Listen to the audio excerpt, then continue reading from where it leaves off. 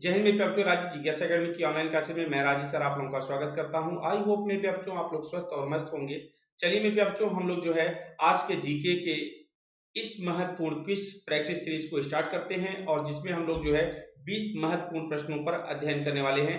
तो चलिए सभी बच्चे एक बार जो है इसको कंप्लीट कर लीजिए, क्योंकि आगामी जितनी भी परीक्षाएं मेरे बच्चों उस दृष्टिकोण से बहुत ही इंपॉर्टेंट क्विज प्रैक्टिस सीरीज है। उसी क्रम में आज का ये पहला क्वेश्चन है, भूमि की पैमाइश हेतु इलाही गज का प्रचलन किस मुगल सम्राट ने करवाया? पहला ऑप्शन है बाबर, बी है हुमायूं, सी है अकबर, डी है जहांगीर। तो मेरे बच्चों यहाँ पर आप लोग बताइएगा इसका सही जवाब क्या होगा। यहाँ पर आपका ऑप्शन सी अर्थात अकबर यहाँ पर बिल्कुल राइट आंसर है। तो चलिए मेरे बच्चों अगले प्रश्न की ओर चलते हैं। अगला प्रश्न क्या कहता है, क्वेश्चन नंबर 2। तो चलिए यहाँ पर ध्यान देते हैं, लगान वसूली की करोड़ी प्रथा को किस मुगल शासक ने लागू किया? पहला ऑप्शन है अकबर, बी है शाहजहां, सी है जहांगीर और डी है हॉकिंस। तो मेरे बच्चों यहाँ पर आपको बताना है इसका राइट आंसर क्या है। क्वेश्चन नंबर 2 का सही जवाब क्या है यह आप लोगों को बताना है। यहाँ पर आपका ऑप्शन हो जाएगा अकबर। बहुत ही गजब का प्रश्न है मेरे बच्चों और इसका सही जवाब क्या है, अकबर जो है यहाँ पर बिल्कुल राइट आंसर। अगले प्रश्न की ओर चलेंगे। क्वेश्चन नंबर 3 क्या कह रहा है, इसको भी हम लोग जानने का प्रयास करेंगे। बीजापुर के गोल गुंबद का निर्माण किसने करवाया था? पहला ऑप्शन है औरंगजेब, बी है आदिल शाह, सी है शाहजहां और डी है हुमायूं। तो मेरे बच्चों क्वेश्चन नंबर 3 का राइट आंसर क्या है यह जानना बहुत जरूरी है। आप सभी बच्चे बताएंगे इसका राइट आंसर क्या है। तो मेरे बच्चों यहाँ पर आपका ऑप्शन हो जाएगा बी आदिल शाह, यहाँ पर बिल्कुल राइट आंसर। अगला क्वेश्चन, क्वेश्चन नंबर 4 क्या कह रहा है। क्वेश्चन नंबर 4 है मेरे बच्चों, सम्राट जहांगीर ने किसे मनसब प्रदान किया था? पहला ऑप्शन है हॉकिंस, बी है रॉबर्ट क्लाइव, सी है न्यूरी और डी है थॉमस स्टीफन। तो मेरे बच्चों यहाँ पर आपका सही जवाब क्या है, यहाँ पर ऑप्शन ए हॉकिंस को। भैया यहाँ पर पहला ऑप्शन जो है आपका बिल्कुल राइट आंसर है। अगले प्रश्न की ओर चलेंगे। क्वेश्चन नंबर 5 क्या कह रहा है। क्वेश्चन नंबर 5 है, किस सम्राट ने अंग्रेजी को सूरत में कारखाना स्थापित करने की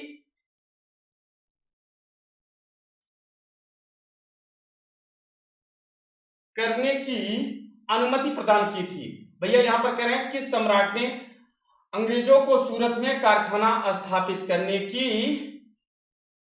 जो है अनुमति प्रदान की थी? तो भैया यहाँ पर पहला ऑप्शन है ए मीर जाफर, बी है मुर्शिद कुली खान, सी है अलीवर्दी खान और डी है सिराजुद्दौला। तो भैया यहाँ पर आपको बताना है इसका सही जवाब क्या होगा।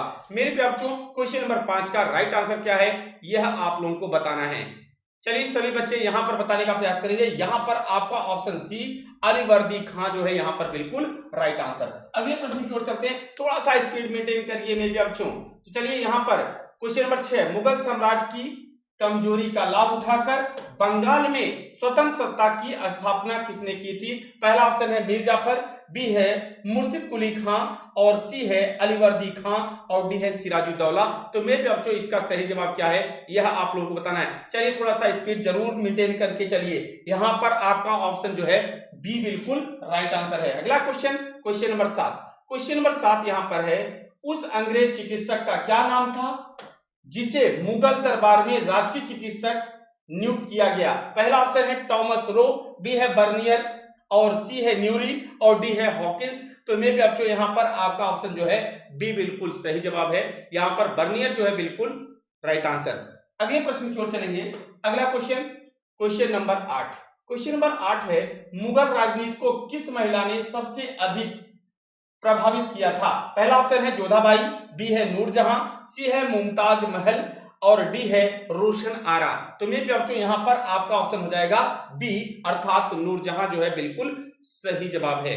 अगले प्रश्न की ओर चलते हैं। क्वेश्चन नंबर 9 क्या कह रहा है। क्वेश्चन नंबर 9 यहाँ पर है कि सुहल ए कुल की नीति किस मुगल सम्राट ने अपनाई? पहला ऑप्शन किस मुगल सम्राट ने अपनाई थी? कह रहे हैं कि सुहल ए कुल की नीति किस मुगल सम्राट ने अपनाई थी? पहला ऑप्शन है बाबर, बी है हुमायूं, सी है अकबर और डी है जहांगीर। तो मेरे बच्चों इसका सही जवाब क्या है यह आप लोग बताएंगे। बिल्कुल सही जवाब है आप सभी का यहाँ पर ऑप्शन सी अर्थात अकबर जो है आपका बिल्कुल राइट आंसर है।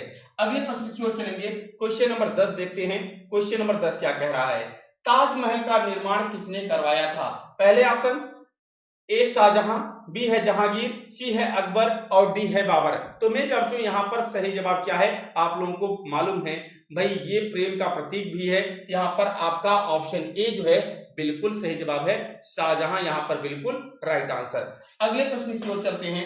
अगला क्वेश्चन नंबर 11, किस मुगल सम्राट को राष्ट्रीय सम्राट कहा जाता है? भाई यहाँ पर कहा गया है कि किस मुगल सम्राट को जो है राष्ट्रीय सम्राट कहा जाता है।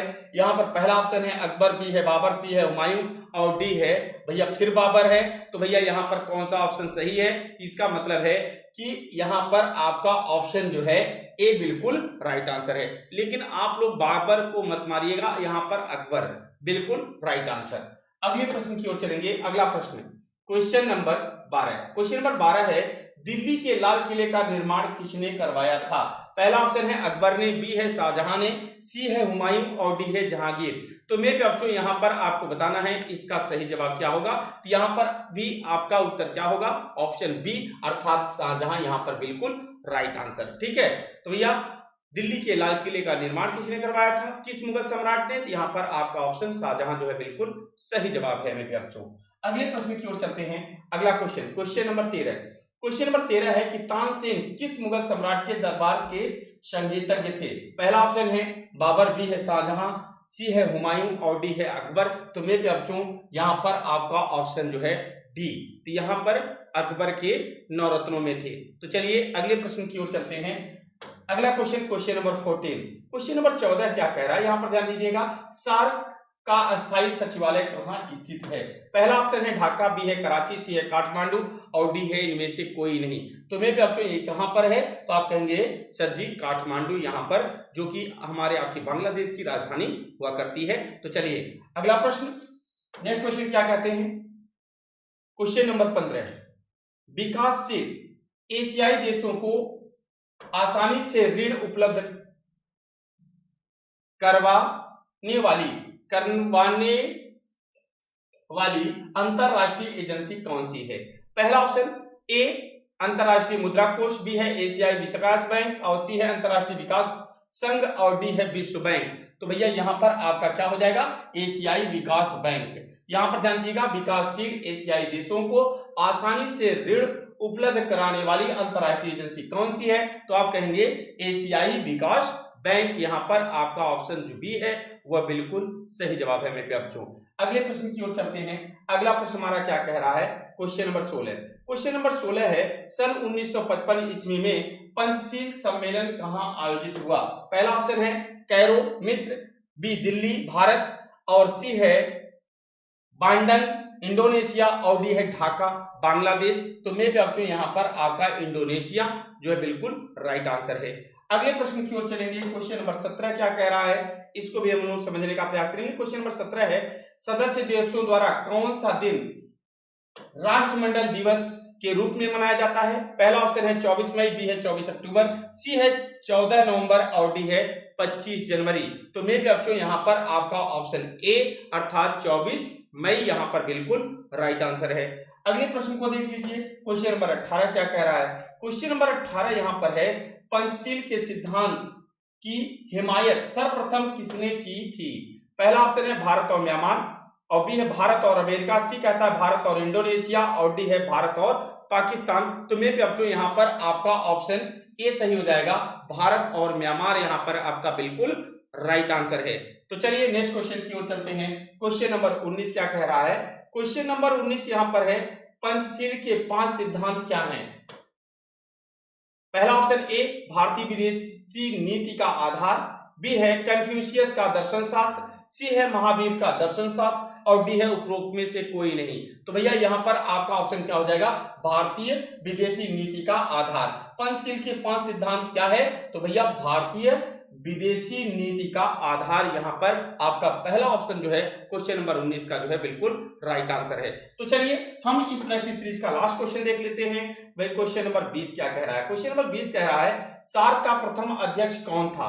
पहला ऑप्शन है यहाँ पर जिया उर रहमान, बी है अब्दुल एहसान और सी है राजा वीरेंद्र और डी है श्रीमती इंदिरा गांधी। तो मेरे बच्चों यहाँ पर आपका ऑप्शन जो है बी बिल्कुल राइट आंसर है, अब्दुल एहसान यहाँ पर बिल्कुल राइट आंसर है। ये थे मेरे प्यारे बच्चों आज के आपके इस प्रैक्टिस सीरीज के 20 महत्वपूर्ण प्रश्न जो हमने आपने प्रैक्टिस किए, जो हमारे आपकी आगामी परीक्षाओं के दृष्टिकोण से बहुत ही इंपॉर्टेंट हैं।